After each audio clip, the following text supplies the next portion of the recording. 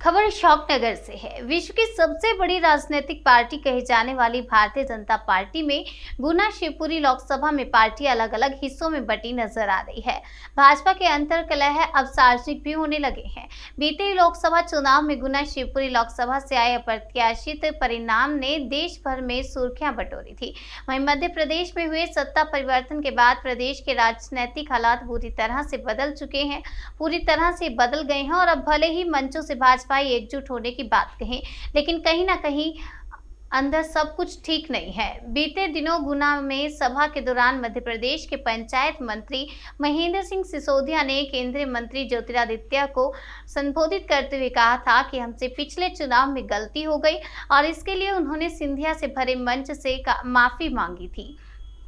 मंत्री सिसोदिया के बयान पर सांसद केपी यादव ने पलटवार करते हुए उसे मूर्खतापूर्ण बताया है।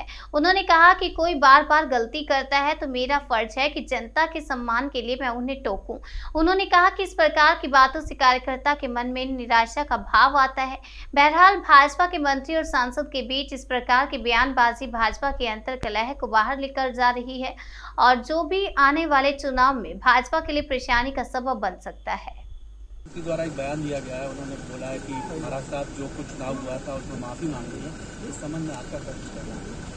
देखिए, इस संबंध में मैं विस्तृत तरीके से वन टू वन कर चुका हूँ। यदि आप लोग पूछ रहे हैं तो देखिए, ये वाकई बहुत ही गलत बात थी, मूर्खतापूर्ण बात थी।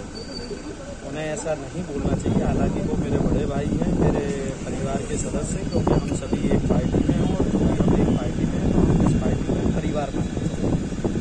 पर बार बार किसी से गलती हो तो निश्चित ही उसको टोक देना चाहिए। नहीं तो इससे क्या हो रहा है, इससे एक तो जो उन्होंने कहा कि मैं जनता की तरफ से माफ़ी मांगता हूँ या कार्यकर्ताओं की तरफ से माफ़ी मांगता हूँ, तो इससे कहीं ना कहीं हमारे कार्यकर्ताओं में निराशा का भाव आता है। क्योंकि यहाँ की जनता ने, यहाँ के भारतीय जनता पार्टी के एक एक कार्यकर्ता ने पूरी निष्ठा, ईमानदारी से और मेहनत की थी। तब जो है हम ऐसा परिणाम लेकर आए थे जिससे कि पूरे देश में एक अचंभा माना गया था।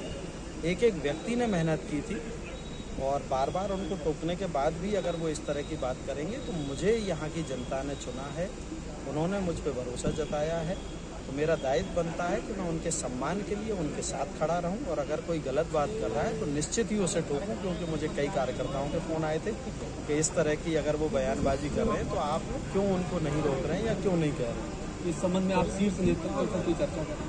बिल्कुल मेरी बात हुई है और निश्चित ही उन तक भी शायद मैसेज पहुंच गया होगा और उन्होंने शायद इस चीज़ के लिए बोला भी है कि मैंने गलत बोला है, क्योंकि ये वाकई में गलत है। यहाँ की जनता ने जो निर्णय लिया है वो बहुत ही अच्छा निर्णय था, देश हित में निर्णय था, राष्ट्र हित में निर्णय था। और आज जो निर्णय लिया था उसकी वजह से जब भी देश में कोई नया कानून आता है या जिस दिन रामलला के मंदिर का निर्माण चालू हुआ था तो यहाँ क्षेत्र के एक एक व्यक्ति ने, जिसने भारतीय जनता पार्टी को वोट दिया था, वो गौरवान्वित था कि आज मेरा सकारात्मक जगह गया या आज मेरा वोट काम आ गया। धारा 370 हटी थी तो यहाँ के व्यक्तियों में दिवाली मनाई थी कि आज हमारा वोट सही जगह काम आया, आज धारा 370 हटी थी। तो यहाँ का तो एक एक कार्यकर्ता, एक एक व्यक्ति गौरवान्वित है, क्योंकि हमने वोट दिया था कि हमें देश के लिए माननीय यशस्वी प्रधानमंत्री श्री नरेंद्र मोदी जी जैसा प्रधानमंत्री चाहिए था। हम चाहते थे कि देश का नेतृत्व ऐसा व्यक्ति करे जिससे कि हमारा देश विश्वगुरु बने। आज आपकी सफलता कार्यकाल के 3 साल में हो चुकी है, अगला चुनाव 2 साल बाद आने वाला है, क्या कुछ आपकी तैयारी है? क्या कैसे आप इसी लोकसभा में उतरेंगे? देखिए, भारतीय जनता पार्टी का एक एक कार्यकर्ता निरंतर कार्यकर्ता रहता है। जो भी दायित्व मुझे मिलता है मैं उसका पूरी तरह से निर्वहन कर रहा हूँ। मैंने कल भी जैसे बताया था कि मुझे पार्टी ने पहले विधानसभा लड़ाया, फिर मुझे लोकसभा लड़ाया, उसके बाद जहाँ जहाँ मुझे प्रभारी बना के भेजा मैं वहाँ गया। आज मुझे प्रदेश का प्रवक्ता बनाया, मैं वो दायित्व भी निभा रहा हूँ। अभी हाल ही में मुझे चित्तौड़ विधानसभा का प्रभारी बनाया गया है तो मैं वो दायित्व भी निभा रहा हूँ। पार्टी जब जो दायित्व जिस कार्यकर्ता को देती है वो कार्यकर्ता पूरी निष्ठा और ईमानदारी से अपना कार्य करता है। मुझे भी भविष्य में जो भी दायित्व पार्टी देगी मैं पूरी निष्ठा और ईमानदारी से वो दायित्व निभाऊंगा, ये मैं आपको विश्वास दिलाता हूं। अगले लोकसभा चुनाव की क्या तैयारी है?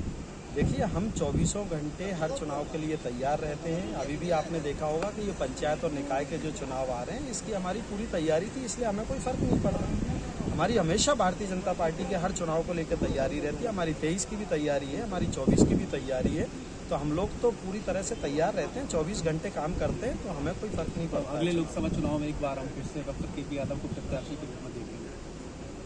पार्टी अगर मुझे ये दायित्व देगी तो निश्चित मैं निभाऊंगा, ये पार्टी के ऊपर है। और जिस दिन से मैं सांसद बना हूँ, सांसद के हर सत्र में मैंने अपने क्षेत्र की बात रखी है, हर मंत्रालय में मैं गया हूँ और मैंने हर वो बात जो यहाँ की उसको वहाँ से अपने शीर्ष नेतृत्व को अवगत कराया है।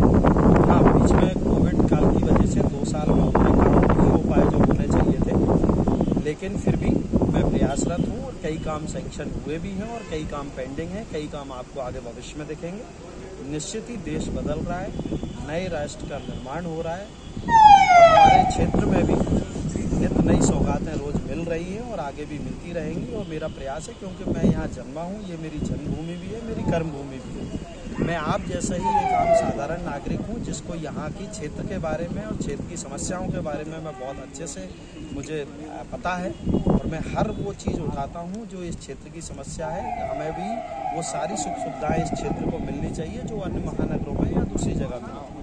तो उसके लिए मैं प्रयासरत हूँ और मुझे पूर्ण भरोसा है कि आने वाले समय में निश्चित हमें वो सारी सुख सुविधाएं उपलब्ध होंगी, चाहे शिक्षा की बात हो, चाहे स्वास्थ्य की बात हो, चाहे हमारे नौजवान भाइयों को रोजगार की बात हो और चाहे हमारे किसान भाइयों को खेत तक पानी पहुंचाने की बात हो, और चाहे चंदेरी और शिवपुरी में टूरिज्म डेवलप करने की बात हो, चाहे हमारे चंदेरी में नेशनल पार्क को फिर से जो है डेवलप करने की बात हो। सारे मुद्दों को लेकर मैं अपने शीर्ष नेतृत्व से मिलता हूँ और आप अपने भाई पर भरोसा रखिए, आपका भाई आपका सर नहीं झुकने देगा। जिस उम्मीद से यहाँ की जनता ने मुझे चुना है, मैं निश्चित उस पर खरा उतरूंगा और अपने क्षेत्र के विकास के लिए निरंतर प्रयास करते रहूंगा और सफल भी होऊंगा उसमें।